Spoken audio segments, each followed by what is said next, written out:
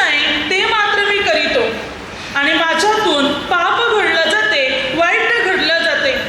पहा, आपल्या जीवनामध्ये सुद्धा मात्र जे आपल्याला चांगलं करायचंय ते करत नाही, पण जे वाईट आहे, जे देवाविरुद्ध आहे ते आज आपण करत आहोत. कारण कुठे? का आपल्यातून चुकीचं घडत आहे, की चांगलं करण्याची इच्छा असूनही चांगलं होत नाही, वाईटच होते. समज आपल्याला वाटते की हा आज मी संपूर्ण दिवस अगदी मनापासून प्रार्थनेत भाग घेईल, पण नाही घेऊ शकत. झोप येणार, कंटाळा येणार, उठून सतत बाहेर जावं असं वाटणार, मनापासून भाग घेऊ शकत नाही. किंवा आपल्याला असं वाटते मी 4 दिवस रिट्रीट करेन, पण नाही येऊ शकले रिट्रीट करण्यासाठी. किंवा आपल्याला वाटते नाही मी खोटं बोलणार नाही, भांडण करणार नाही, कोणाची निंदा करणारच नाही, पण तरी होते, तरी या चुका घडतात. मग कारण काय आहे? इच्छा आहे चांगलं करण्याची, तरी होत नाही, वाईटच घडते. कारण पाप आपल्यामध्ये लपलेलं आहे. आपण आपल्या जीवनातलं पाप काढलंच नाही, पूर्ण काढून टाकलं नाही. न काढून टाकल्यामुळे ते पाप दुसरं पाप करण्यासाठी आपल्याला प्रवृत्त करत आहे. त्यामुळे आपली इच्छा आहे चांगलं करण्याची, पण चांगलं होत नाही, कारण आपल्यामध्ये वाईट अगोदरच भरलेलं आहे. तर मात्र चांगलं कळत असून सुद्धा जो ते करत नाही ते त्याचं पाप आहे. बघा, आपल्याला चांगल्या गोष्टी कळतात, मी हे चांगलं करेन, ते चांगलं करेन, मी देवाची सेवा करेन, देवाचं काम करेन, दानधर्म करेन, एकमेकाला मदत करेन, मात्र कोणाची निंदा करणार नाही, भांडण करणार नाही, वाईट रीतीने वागणार नाही, वाईट गोष्टी पाळणार नाही. कळत असून या मात्र आपण ते करत नाही, निर्णय घेतो आणि परत जाऊन वाईटच करतो, परत जाऊन त्या चुकाच करतो, कारण भरले पाप. हे जोपर्यंत जीवनातून पूर्ण काढत नाही तोपर्यंत आपण चांगलं योजून चांगलं करू शकत नाही. कारण हे सर्व मनात भरलेले आहे, जीवनात भरलेले आहे, शरीरात भरलेले आहे. हे खाली करावं लागेल, हे काढून टाकावं लागेल, तरच चांगलं योजिले तर चांगलं करू शकणार. पण जर चांगलं योजित आहोत आणि मनात जीवनात पाप भरलेलं आहे तर चांगलं होणार नाही, पापच करणार. हालेलुया. तर माणसाला कळते चांगलं काय आहे, तरी मनुष्य चांगलं करत नाही, वाईटच करतो. बोल, काय म्हणतो की चांगलं काय ते मला कळते तरी मी करत नाही, मी ते म्हणजे हे माझं पाप आहे. की मात्र चांगलं काय, योग्य आहे हे कळत असून सुद्धा मी ते करत नाही, कारण माझ्या देहवासना पाप कार्य करत आहे.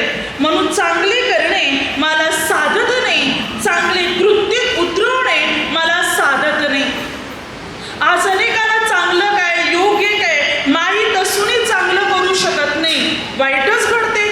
समज एखादा दारू पिणारा मनुष्य, जो दारू पिते त्याला माहिती आहे दारूद्वारे माझं शरीर कमजोर होते, शरीराच्या अवयव कमजोर होते, माझ्या शरीरात रोग पीडा तयार होते, दारूमुळे माझा पैसा बर्बाद होते, मी विचित्ररित्या वागत आहे, पत्नीवर मुलांवर त्यांना मारहाण करत आहे, अन्याय करत आहे, सर्व मी बर्बाद करून बसत आहे, कामधंदा करू शकत नाही, नोकरी करू शकत नाही, आलेला पैसा मी दारूच्या भोवती घालवते, माझी काही प्रगती होत नाही, माहिती तरी तो पित राहतो.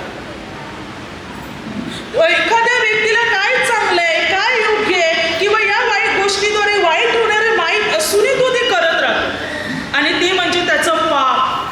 ते पाप त्याला त्या गोष्टी करायला लावते, कारण तो अद्याप पूर्ण साफ झाला नाही, त्याने अद्याप आपला पूर्ण बदल करून घेतला नाही, आणि म्हणून चांगलं करण्याची इच्छा असून तो चांगलं करू शकत नाही, तो ते वाईटच करत राहतो. त्याला ही माहिती याद्वारे माझं नुकसान आहे, माझं वाईट होणार, तरी तो ते करत राहतो, तरी तो करणार. कारण जीवनामध्ये, मनामध्ये, अंतःकरणामध्ये पाप भरलेलं आहे, आणि ते पाप त्याला पाप करायला लावते, चांगलं करायला लावत नाही, त्याला वाईटच करायला लावणार, कारण ते भरलेले. जोपर्यंत हे पूर्ण काढत नाही तोपर्यंत चांगली योजना आणि चांगली कृती बनू शकत नाही. म्हणजे माणसाला कळते तरी वळत नाही, तरी मात्र तो आपल्या जीवनाचं परिवर्तन करायला तयार नाही, परमेश्वराकडे वळायला तयार नाही. चांगल्या गोष्टी काय आहेत माहीत असूनही तो चांगलं करत नाही, तो वाईट करत राहतो, आणि स्वतःच्या जीवनावर संकटे ओढून बसतो, स्वतःच्या जीवनात अरिष्ट ओढून बसतो, अनेक प्रकारच्या समस्या ओढून बसतो, आणि स्वतःच्या जीवनाचा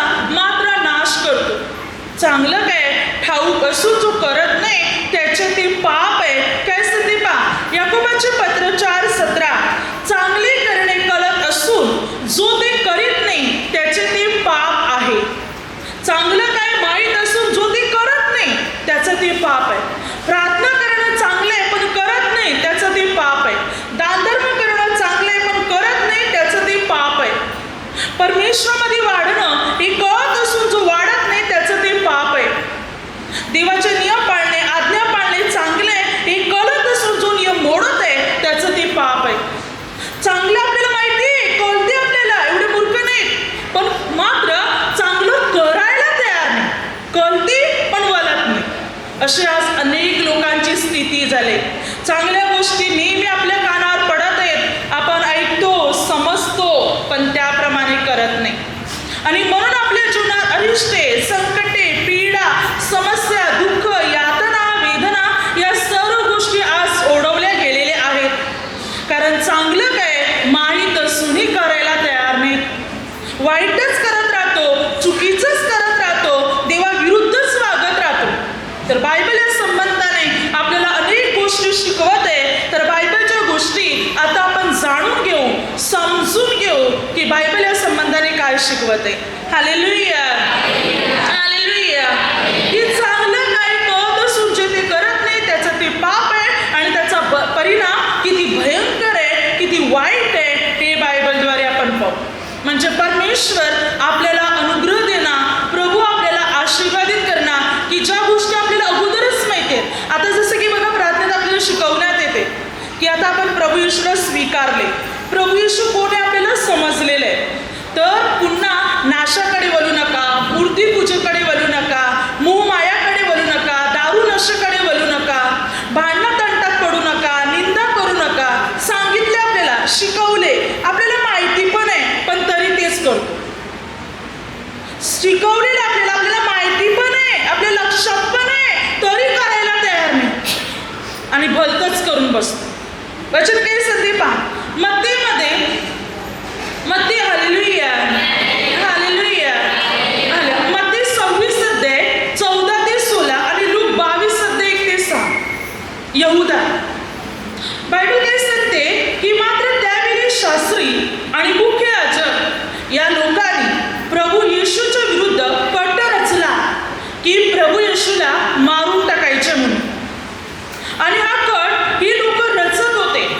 तेव्हा यहूदा मुख्य याजकाकडे गेला आणि मुख्य याजकाला म्हणत आहे की मी त्याला धरून देईन, आपल्या स्वाधीन करेन, तुम्ही मला काय देतील.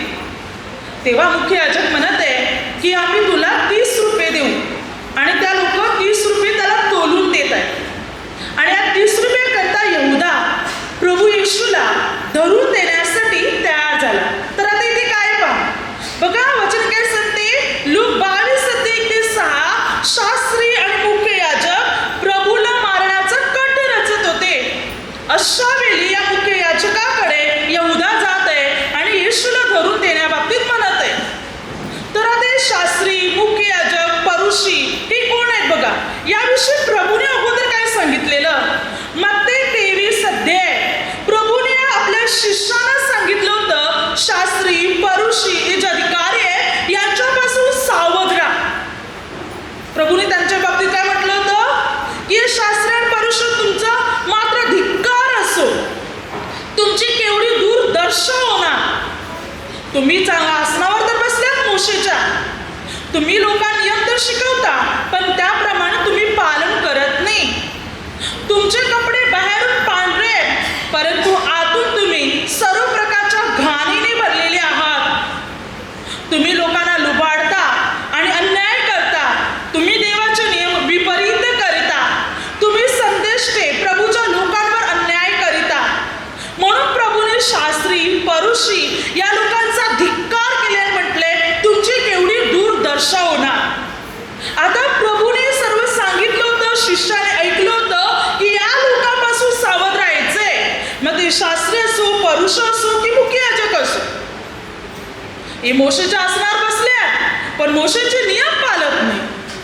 प्रभूने अगोदरच त्यांना सांगितलं होतं आपल्या शिष्याला. आता यहूदाला ही गोष्ट माहिती होती की हे लोक बरोबर नाहीत, हे लोक चुकीचे लोक आहेत, हे प्रभू विरुद्ध वागणारे लोक आहेत. तरी यहूदा त्यांच्याकडेच गेला. हालेलुया. कोणाकडे गेला? ज्यांच्यापासून प्रभूने सावध राहायला सांगितलं होतं त्यांच्याचकडे मात्र यहूदा जात आहे. त्याला माहिती होते लोक बरोबर नाही पण त्यांच्याचकडे तो गेला. हालेलुया. चांगलं काय आणि वाईट काय कळत असून सुद्धा यहूदा ते स्वीकारायला तयार नाही. येशूने अगोदर मत्ती 23 अध्यायामध्ये सांगून ठेवलं होतं. तरी सुद्धा तो त्यांच्याकडे गेला आणि प्रभूला धरून देण्याविषयी कट रचू लागला. उलट प्रभूच्या विरोधात गेला की मी प्रभूला धरून दे, तुम्ही मला काय देणार. तर कारण सैतान त्याच्यात शिरला होता.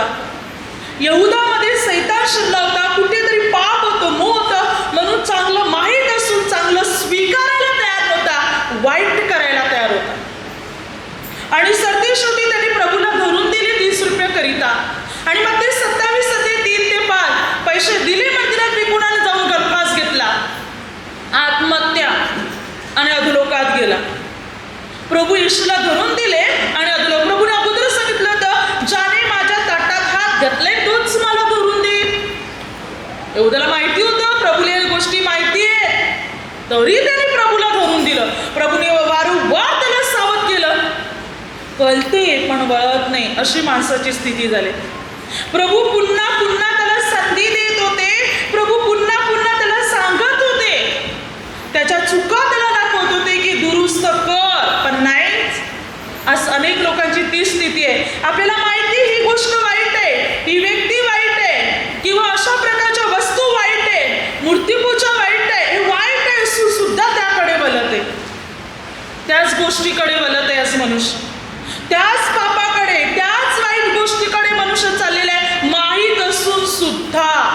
समज एक गोष्ट माहीतच नाही तर एक गोष्ट निराली आहे, पण माहीत असून सुद्धा जर त्या गोष्टीकडे वळत आहोत तर बायबल सांगते अधिक फटके मिळतील. हालेलुया. काय सांगते बायबल? माहीत असून सुद्धा जर त्या गोष्टीकडे वळाले तर अधिक फटके मिळतील. लोक 12-47.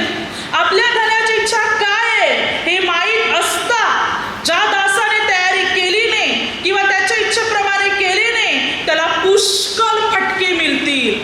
आपल्या प्रभू येशूची इच्छा काय आहे हे आपल्याला माहीत असून सुद्धा, कळत असून सुद्धा प्रभूच्या इच्छेप्रमाणे केली नाही तर बायबल सांगते पुष्कळ फटके आपल्याला मिळतील, भरपूर फटके. माहीत आहे ना, कळते ना, माहीत असून सुद्धा करत नाही तर जास्त फटके मिळतील. असं नाही की आपल्याला काही माहितीच नाही, देवाचे नियम माहिती नाही, देवाचं कार्य माहिती नाही, देवाची सेवा माहिती नाही, वचन माहिती नाही. माहिती आहे, सर्व माहिती आहे, ऐकलेले, कानावर पडलेले, पण स्वतः वाचलेले, ध्यानात आलेले, पण त्याप्रमाणे करायलाच तयार नाही, त्याप्रमाणे वळायलाच तयार नाही. आणि मग भलतंच करतो आणि स्वतः संकट ओढून बसतो, स्वतःच्या जीवनाचा नाश करून बसतो. आज मनुष्याच्या जीवनात तेच चाललेले आहे. अनेक गोष्टी आज वारंवार मनुष्य ऐकत आहे, वारंवार देवाचे वचन ऐकत आहे, देवाचे नियम ऐकत आहे, पण तरी त्याप्रमाणे करायला तो तयार नाही. मग फटके जास्त मिळतील. बायबल सांगते पुष्कळ फटके मिळतील, अधिक दंड होणार, अधिक शिक्षा होणार. कारण जो माहीत असून ते करत नाही त्याचं पाप मोठं आहे आणि त्यामुळे त्याला अधिक फटके, अधिक शिक्षा मात्र मिळणार. Hallelujah, hallelujah. पेत्राच्या बाबतीत पहा, मत्ती 26:33-35 आणि लूक 22:31-34. प्रभू येशूने पेत्राला, सिमोन पेत्राला अगोदरच सांगून ठेवलं होतं. जेव्हा प्रभूने, पेत्राने म्हटलं की प्रभूजी आपल्याला सोडण्याच्या, प्रभूने म्हटलं मला पकडतील, वधस्तंभावर केलतील, परराष्ट्रांच्या स्वाधीन करतील आणि मला वधस्तंभावर केलतील. तेव्हा मात्र पेत्र म्हणत आहे की प्रभूजी आपणा बरोबर मला मरावेच देखील लागलं तरी मी तयार आहे, तुरुंगात जाण्यासाठी, मरणासाठी पण तयार आहे. पण प्रभूने काय म्हटलं माहिती आहे त्याला? पेत्रा, तेव्हाचं सोड, आजच रात्री, आज रात्रीच तू 3 वेळा कोंबडा हरवण्यापूर्वी सकाळ होण्याच्या अगोदर 3दा नाकारशील. तेव्हाचं सोड, आजच सांगतो तुला मी. पण पेत्र म्हणतो नाही प्रभूजी मी आपल्याबरोबर मरावेच देखील तयार आहे. प्रभूने अगोदर सांगून ठेवलं होतं, पेत्र बघ तू 3 वेळा मला नाकारणार आहेस. पेत्राने सावध राहायला पाहिजे होतं. आणि त्याच रात्री त्याने प्रभूला 3 वेळा नाकारले. मग ते 26:69-75 आणि ते पण शब्दा वाहून, शापोच्चार करून प्रभूला नाकारले. ते सांगितलं होतं की नाही, त्याला माहिती होतं, प्रभूने अगोदरच त्याला बजावलेलं होतं, माहीत होतं, सांगून ठेवलं होतं, तरी डोक्यात शिरलं नाही, तरी नाकारलं. ते पण ज्या दिवशी प्रभूने म्हटलं त्याच रात्री नाकारलं आणि कोंबडा हरवला. सकाळ झाली, सकाळ होण्याच्या अगोदर त्याने 3 वेळा प्रभूला नाकारले जे प्रभूने म्हटले होते. म्हणजे माहीत असूनही तो प्रभूला नाकारत आहे. आठवण झाली, प्रभूने मला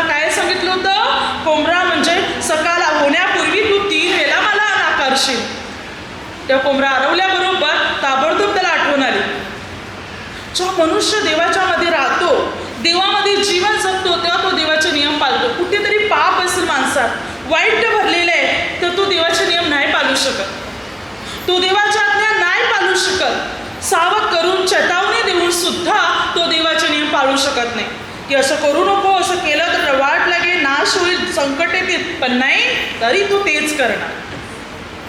माहीत असून सुद्धा तो ते चुकीचं करायला जाणार, माहीत असून सुद्धा तो ते वाईट करायला जाणार आणि स्वतःच्या जीवनावर मात्र संकट ओढून बसणार, समस्या ओढून बसणार, अडथळे, आजार, विकार या सर्व गोष्टी ओढून बसणार.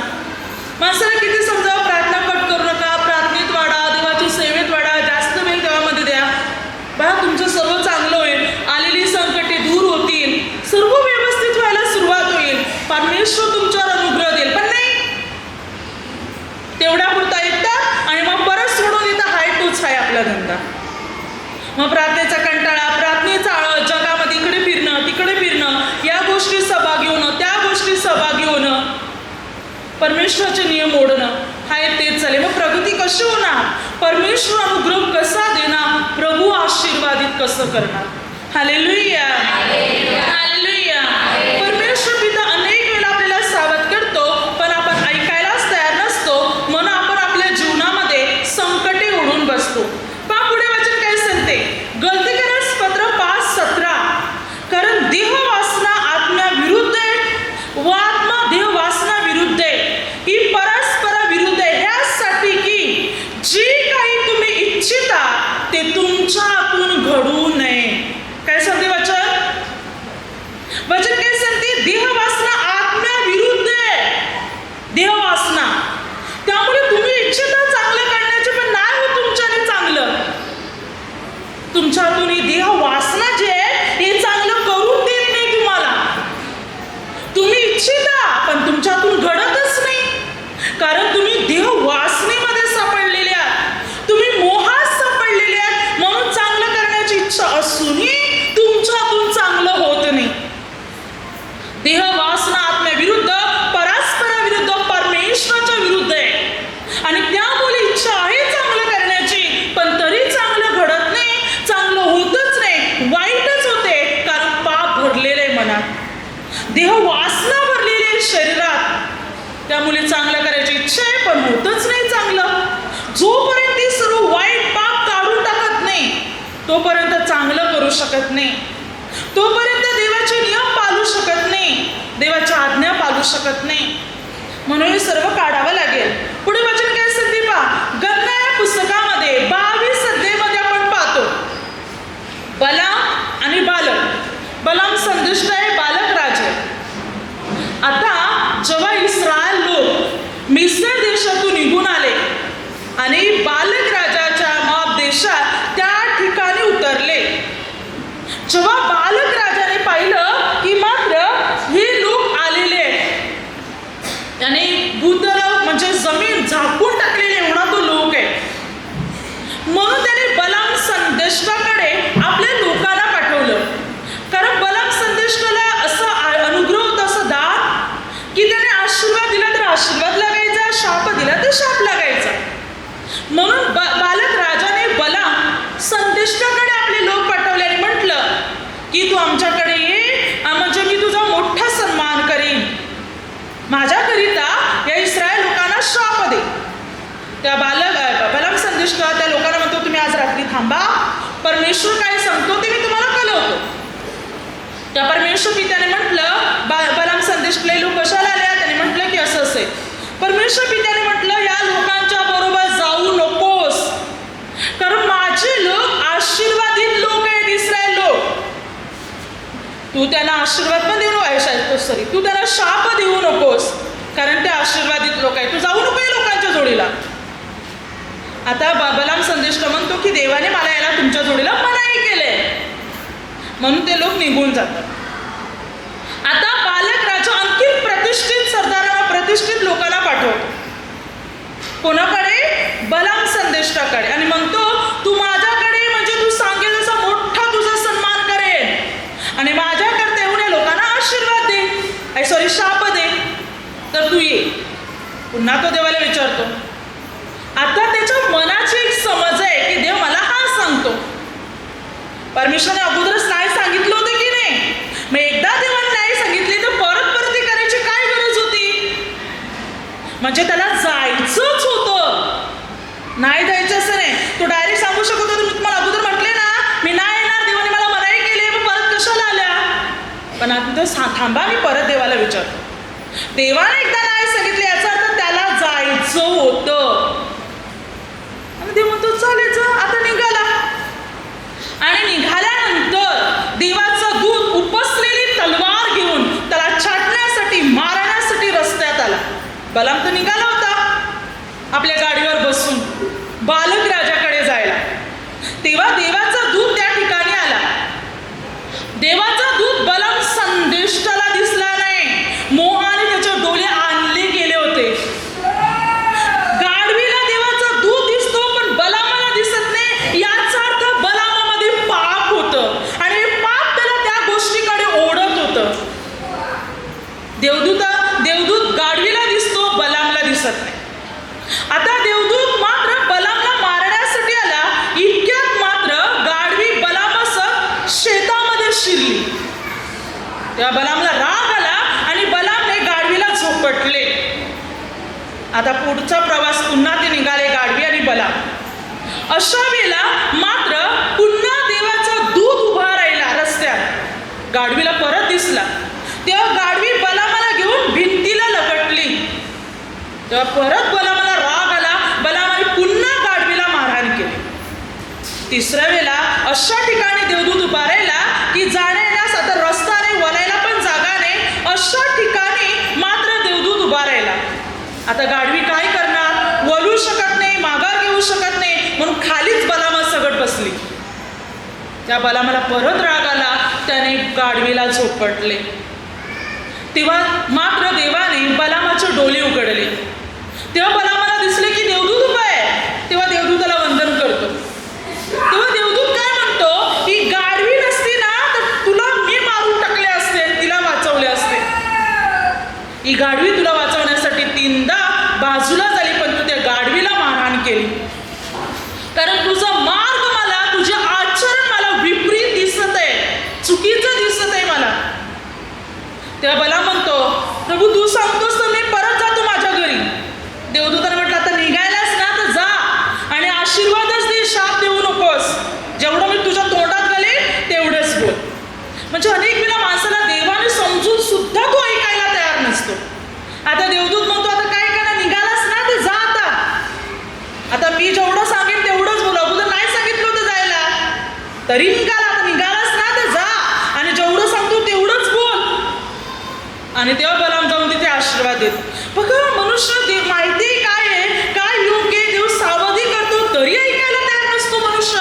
सरते शेवटी तो आपल्या मनाप्रमाणे त्याला वाटते तसंच तो करतो. विचार करत नाही काय योग्य काय अयोग्य आहे ते, आणि भलतंच करून बसतो कारण त्याच्यात पाप आहे. बलामामध्ये पाप कार्य करत होतं. बायबल काय असतं ते बघा पुढे काय झालं. वचन सांगते गणना 31:8 जेव्हा इस्रायल लोक विधान देशात शिरले तेव्हा त्याने बलामाला तलवारीने मारून टाकले. इस्रायल लोकांनी काय केलं, बलामाचा वध केला. संदेश होता की नाही, पण तरी बलामाला मारून टाकले. का मारून टाकले, कारण गणना 31:16 बलामाच्या मसलतीमुळे अनेक स्त्रिया, इस्रायली स्त्रिया मूर्ती बयालाच्या म्हणजे बयाल मूर्तीच्या आहारी मागे लागल्या. व्यभिचारी रीतीने मूर्तीपूजा करणे आणि पाप कर्म करण्यास. बघा जो बलाम देवाचा सेवक होता कोणती मसलत देऊ लागला, मूर्तीपूजा करण्याची, पाप करण्याची मसलत. त्याच्या मसलतीमुळे अनेक स्त्रिया, इस्रायलचे अनेक लोक पापाच्या आहारी गेले, बयालाच्या आहारी गेले. आणि त्यामुळे इस्रायल लोकांनी बलामाला मारून टाकले. बघा बलामामध्ये पाप कार्य करत होते म्हणून त्याला चांगलं करू देत नव्हते. चांगलं काय माहीत असूनही तो करू शकत नव्हता. आणि वचन काय सांगते पहा, गणना 25 अध्याय. या बलामाच्या या चुकीमुळे त्याने मात्र बयाल मूर्तीकडे लोकांना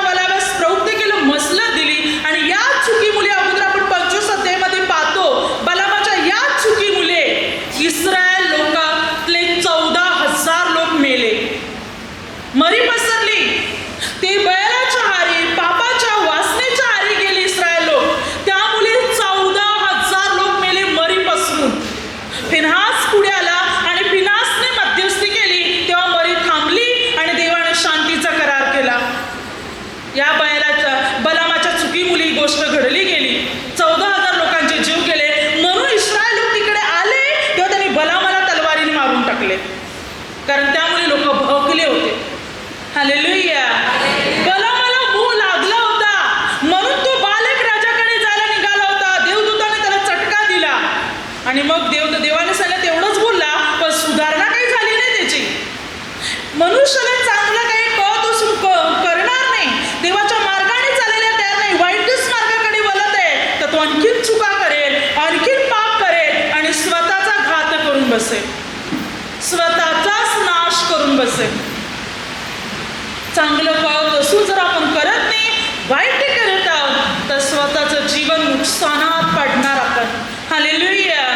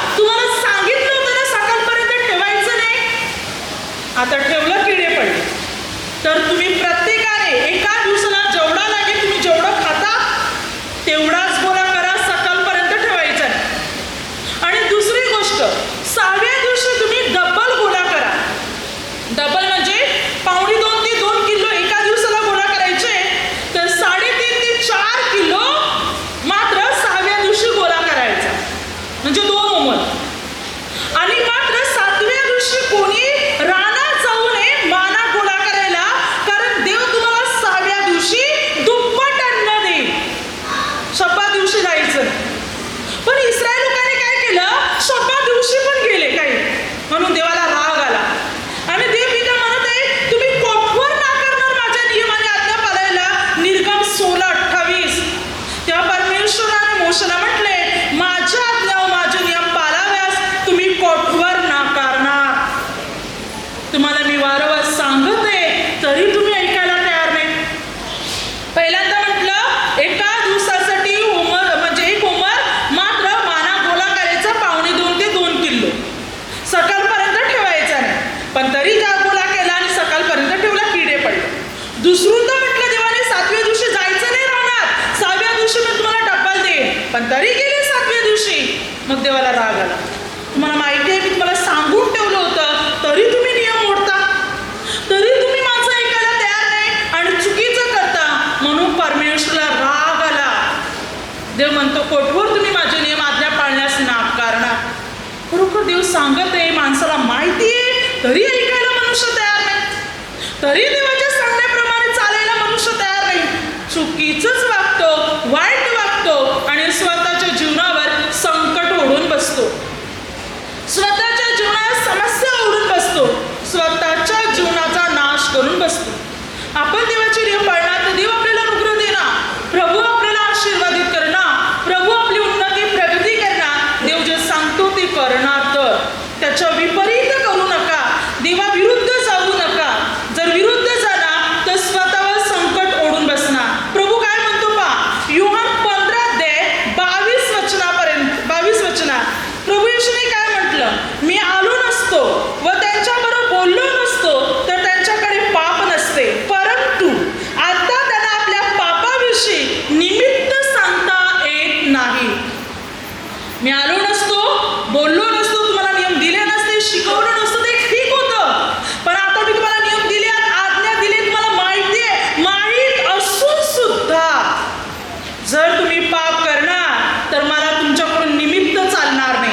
नाही ना प्रभू, माझ्या घरातली व्यक्ती ऐकतच नव्हती, म्हणून मी चूक केली, म्हणून मी अमुक ठिकाणी गेलो, म्हणून मी हे केलो, म्हणून मी प्रार्थनेला आलो नाही, म्हणून मी सेवा केली नाही. प्रभू मी काय करू, माझी मजबुरी होती म्हणून मला ते करावं लागलं.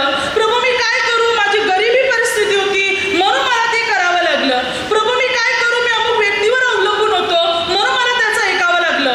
प्रभू म्हणतो, नाही, मला निमित्त चालणार नाही. आपल्याला कळालेले, आपल्याला समजलेले, कळून सुद्धा प्रभूला निमित्त देणार तर प्रभू म्हणतो, मला चालणार नाही.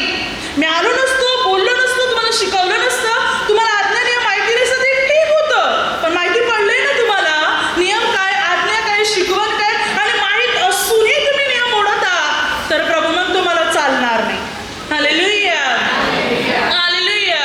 मग कोणते निमित्त चालणार नाही? मग नवऱ्याचं नाव घ्या, बायकोचं नाव घ्या, मुलांचं घ्या, की आई बापांचं घ्या, काहीच चालणार नाही. परमेश्वर म्हणतो, हे मला चालणार नाही. मी तुला शिकवले ना नियम पाळायचे की नाही, हा तुझी जबाबदारी आहे. तू स्वतःला हा प्रश्न विचार. मला स्वर्गात परमेश्वर नेणार, माझी कोणती व्यक्ती नेणार नाही. स्वतःच्या मनाला विचार, तू पाळायचे की नाही तू स्वतः ठरव. अमुक व्यक्तीची नावे माझ्या पुढे आणू नकोस, प्रभू म्हणतो. तू स्वतः ठरव तुला काय करायचं. हालेलुया. प्रभू म्हणतो, मला निमित्त चालणार नाही. हालेलुया. आपण देवाचे नियम पाळणार, देवाच्या आज्ञा पाळणार, देव पिता आपल्याला अनुग्रह देणार. बघा आज अनेक लोक भलतीकडेच वळत चालल्या. एवढं शिकवता, देवाचे नियम काय, आज्ञा काय माहिती आहे तरी चालल्या, कोणीकडे चालले, कोणतीकडे चालले. पण याचा परिणाम किती वाईट आहे माहिती आहे. भले परत आपण इकडे प्रार्थनेला आले, देव नाही अनुग्रह देणार आपल्याला, कारण माहीत असून वारंवार चुका करत आहोत. देवाकडे क्षमा नाही, नाही परमेश्वर अनुग्रह देणार. स्वतःवर संकट ओढून बसणार. सत्य काय माहिती आहे तरी असत्याकडे वळत आहोत. परमेश्वर कोण आहे माहिती असून मूर्तीकडे वळत आहोत. नाही क्षमा मिळणार, नाही आपल्यावर अनुग्रह होणार.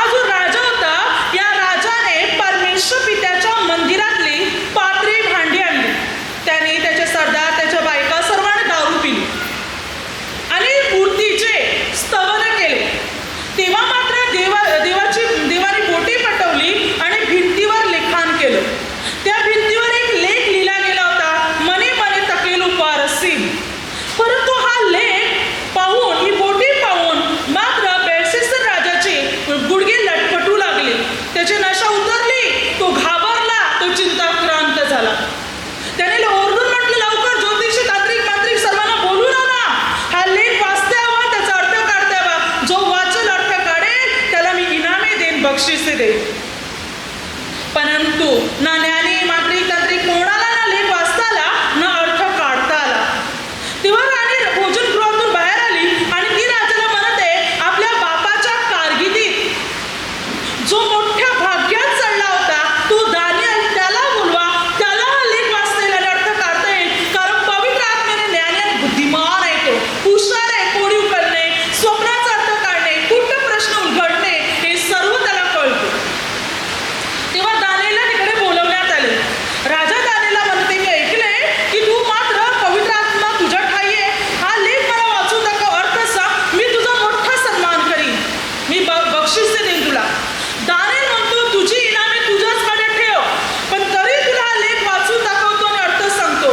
तर पहिली गोष्ट माझी ऐक, तुझा बाप नबुकदनेस्सर याला देवाने राजा केले, परंतु तो मोठा झाला, श्रीमंत झाला. त्याच्या मनास येईल त्याला तो जिवंत ठेव, त्याच्या मनास येईल त्याला तो मारून टाकेल. सर्व अधिकार सत्ता त्याच्या हातात होती, पण त्याच्या मनामध्ये ताठा शिरला, गर्व आला, त्याचा आत्मा कठोर झाला आणि मात्र तो परमेश्वराच्या विरुद्ध गेला. म्हणून देवाने त्याला माणसातून घालून पशुमध्ये आणलं आणि मात्र तो दही धवात भिजू लागला, बैलाप्रमाणे गवत खाऊ लागला. आणि जेव्हा त्याला परमेश्वराची ओळख झाली तेव्हा तो माणसात आला. तू त्याचा पुत्र होतास ना, तुला ह्या गोष्टी माहिती होत्या. काय सांगते बघा बायबल त्याच्यामध्ये, दानिएल 5:22, तुला या सर्व गोष्टी ठाऊक असूनही तू स्वतःचं मन नम्र केलं नाही. काय सांगतो दानिएल, तुला ही सर्व माहिती होतं ना, तरी सुद्धा तू आपलं मन नम्र केलं नाही. तू मात्र पाषाण, लोखंड, दगड या सर्व मात्र याच्या मूर्तीचे स्तवन केले. दारू पिऊन तू, तुझ्या बायका, तुझी पत्नी, तुझी उपपत्नी, तुझे सरदार सर्वांनी. आणि तू परमेश्वराचे स्तवन केले नाही, तू परमेश्वराला मान दिला नाही. म्हणून देवाने बोटे पाठवून या भिंतीवर लिखाण केलेले आहे. कारण तुला माहीत असून तू देवाकडे वळाला नाहीस, तुला सत्य ठाऊक होतं तरी तू केलं नाहीस, उलट तू मूर्तीकडे वळालास. म्हणून देवाने बोटे पाठवून या भिंतीवर लिखाण केले. आणि हा लेख असा आहे, मने मने तकेल, मने मने तकेल उपारसीन. मने मने म्हणजे देवा तुझ्या राज्याचा काल मोजून अंत केलाय. तकेल म्हणजे तुला तागडीत तोडलेले, तू उन्हा भरलेले आहेस. पेरेस म्हणजे उपारसीन, पेरेस म्हणजे तुझं राज्य तुझ्यापासून काढून मेदी आणि पारसी यास दिलेले आहे. आणि खरोखर त्याच रात्री मात्र या बेलशस्सर राजाचा वध झाला आणि त्या जागी मेदी राजा, दारावेश राजाला आणि पुढे बाबेलोन राजांवर मात्र मेदी आणि पारसी राजाने राज्य केलं. हालेलुया. राज्य नबुकदनेस्सर राजाचं जे वंशाचं राज्य होतं ते निघून गेलं कायमचं आणि मग मेदी आणि पारसी राजा आले त्या ठिकाणी. कारण त्यांनी परमेश्वर कोण आहे माहीत होते, त्याला ठाऊक होतं, तरी त्याने परमेश्वराला त्यागिले आणि मूर्तीचे स्तवन केले आणि म्हणून त्याच रात्री त्याचा वध झाला. हालेलुया. आज वचन तेच सांगते, तुम्हाला कळत असून जर तुम्ही करत नाही आणि तुम्ही अयोग्य करता तर मग देव तुम्हाला सोडणार नाही. मग तुम्ही वाचणार, माहिती आहे ना तुम्हाला काय योग्य आहे, अयोग्य काय आहे, चांगलं काय वाईट आहे, माहीत असून जर तुम्ही योग्य ते करणार नाही आणि चुकीचं करणार, तुम्ही तुमचा नाश करणार. आपल्याला ते काय होत नाही ना, एकदा दोनदा केलं काय होत नाही. देवाचा क्रोध भडकला, मग किती विनवणी करा, किती प्रार्थना करा, किती आवाज देणार, देव ऐकणारच नाही. म्हणून प्रभू काय म्हणतो पहा, मत्ते 13:14-15, याने आपले डोळे मिटवून घेतलेले आहेत ना, म्हणजे माझ्या गोष्टी पाहून विश्वास ठेवत नाही, ऐकून ना ऐकल्यासारखे झालेले आहेत, कान बंद झालेले आहेत, डोळे मिटून घेतलेले आहेत.